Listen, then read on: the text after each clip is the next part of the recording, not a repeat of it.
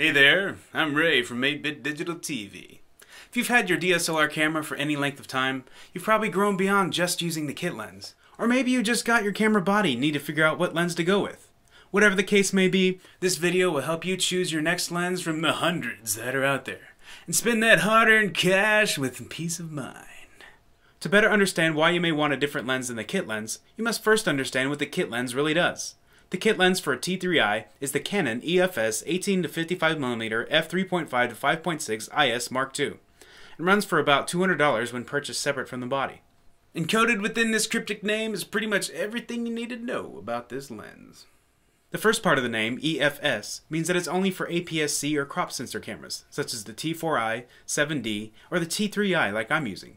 But it won't work on 35mm or full-frame cameras, such as the 5D Mark III, the 6D, or the 1DX. EF lenses, however, work on crop sensor and full-frame sensor cameras.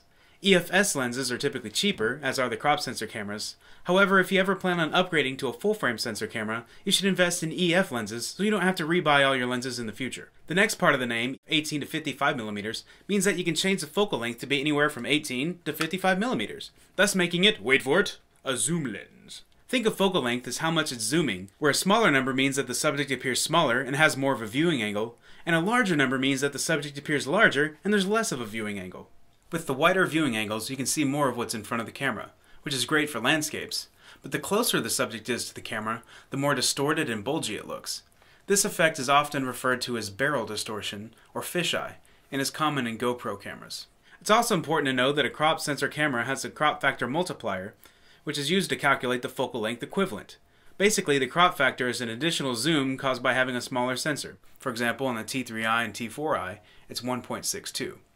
So while the kit lens is 18mm to 55mm on a T4i, it's equivalent to a 29 to 89mm on a 5D Mark III. The f3.5 to 5.6 is a reference to the maximum aperture, or f-stop or an f-number, which is how wide the lens opens up to let light in. F-numbers are referenced using stops between f1.0 and f32, usually in thirds of a stop. The smaller the f-number, the larger the opening, and therefore the more light that hits the sensor. The larger the f-number, the smaller the opening, and therefore less light that hits the sensor. It's given as a range here because at 18mm or zoomed all the way out, it's f3.5, and at 55mm or zoomed all the way in, it's 5.6. That's 1 1/3 stop less light, which is less than half the light hitting the sensor. Finally, the IS tells you that the lens has an image stabilization or vibration reduction. This feature is great for sharper handheld photos and smooth handheld video. The lens has a switch to turn off the stabilization for when you're using a tripod or you want that shaky cam look. Another feature common to lenses is USM, which is a fast, smooth focusing motor. You have to pay a bit more for a lens with USM, like, more than double. If you get a higher end crop sensor camera such as the 60D or 7D, you'll probably get an EF-S 18 to 135mm f3.5 to 5.6 IS lens. The concept is the same as the 18 to 55, but it's able to zoom in more and has a longer range in which to lose light, going from f3.5 to 5.6. Now, if you love the flexibility of the kit lens but want more reach for nature photos or even flattering portraits, check out the Canon EF-75 to 300mm f4 to 5.6 Mark III. It's an EF mount, so it'll work on full frame and crop sensor cameras. Being 75mm to 300mm puts this in the telephoto range, making it great for day sports and trips to the zoo. The f4 to 5.6 signifies that when it's zoomed all the way out to 75mm, it's at f4, and when it's zoomed all the way in to 300mm, it's at f5.6. A full stop of light loss, which is half the light hitting the sensor, making this lens work in pretty much the same lighting conditions as the kit lens. The biggest downside to this lens is that it doesn't have image stabilization. You can get one though, for $490. Did I mention that image stabilization is more expensive? Probably the most purchased lens is the Canon EF 50mm f1.8 Mark II, which retails for about $110. Being how great this lens is for the price and how cheap that price is, it's often called the nifty 50 or plastic fantastic. I got this as my second lens, and it stayed on my camera pretty much exclusively. In fact, it was such a dramatic difference that I even cringed when I had to use the kit lens for a shot.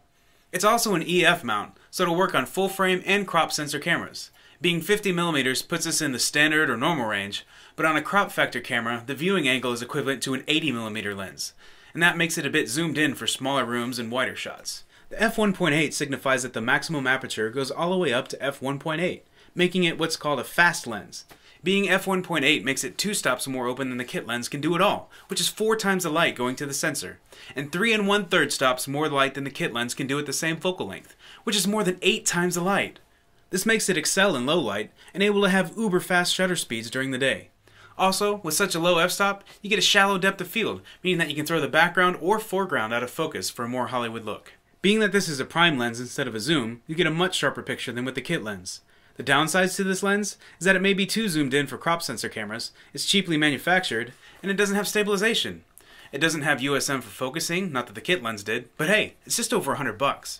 So if you need more stabilization, buy or make some sort of stabilization rig such as a fig rig or shoulder rig. Or become a sniper. So what if you have a crop sensor camera, need the lens to be fast like the 50mm, but still somewhat cheap with more of a viewing angle for tight quarters? Enter the Canon EF-35mm f2, which retails for about $290. At first looks, this may not be quite as appealing as the nifty 50. It opens up at 3rd stop less, still doesn't give you the stabilization or USM, and oh yeah, it costs 3 times as much! For a lens though, it's still pretty cheap, plus 1/3 stop isn't going to make that much difference, and it's still way faster than the kit lens.